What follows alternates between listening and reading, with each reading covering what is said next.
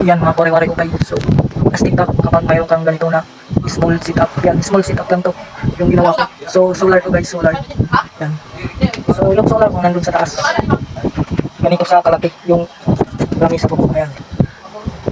Nandun sa taas. So, nandun sa taas yung solar ko. Ganito sa kalaki yung lamisa. Yung lamisa ko. Ayan. So, ito yung solar setup ko. Maganda to guys, pag brand out. So, 3 taon na to sa akin. Yan, 3 taon na to. Maniwala kayo o hindi, 3 taon na to na gumagana. Ayan o. So, nakakatipid-tipid na kami. Hindi na kami bibili ng kandila, reflectorio para sa panahon. Huwag ninyo, hindi direkta yung solar panel ninyo papunta sa battery. Kasi hindi yan ganang magcha-charge po. Hindi yan magcha-charge. So, kailangan bumili ka ng ganito, yung ECC, para mag-charge yung battery. So, madali lang i-set up. Madali lang ilagay. Yan. So, tatawag dito. So, ayan ako naman. So, mayroon ba kayong solar panel? Malaki maliit. Tapos, mayroon pa yung battery. Malaki maliit.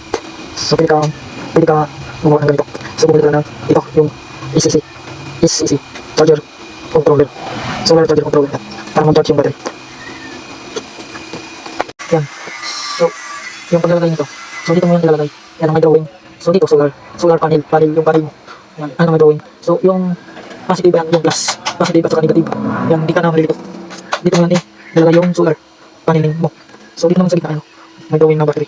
Yan, dito mo yan ilalagay yung battery. So, hanapin mo lang yung positive at saka negative. Pero, may drawing. Plus. Yan. Positive at saka negative. So, dito naman yung output yan. Yung labas. Kahit anong ilagay mo dito, ilaw. O ano pa man yan. Basta 12 volts. Yan, positive, negative. So, yan lang guys. Dito, solar panel. Dito, battery sa gitna. Dito naman, ilaw o inverter. Yan. So, ganyan lang. Para makagawa ka ng ganito. Sit up. Yan, share ko lang sa inyo. Kapag mayroong gumawa. So, ayan guys. So, itong mga ilaw na to. Yan. At saka dito sa kusina. Ayan. Ayun sa sala. Yan. Solar lang yan. Yan.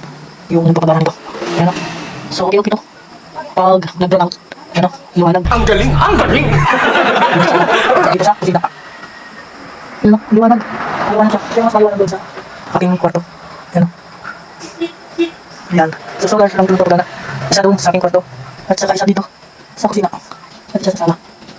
Ayan. Doon sa sala. Ayan. Isang 3 ilaw. Solar lang yan.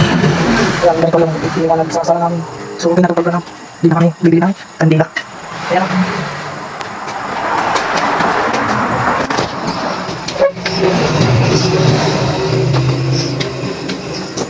Ayan. Yung ilaw. Ayan o. Yung ilaw. Yung makatabihan yung isa. Anong kuryente. Galing sa sabi ko. Ito naman yung pinakailaw. Solar lang yan. Solar lang yan. Yung nasa kusina. Ayan. Solar lang yan. Ayan. Yung katabi niya. Yan. Galing yan sa sabi ko.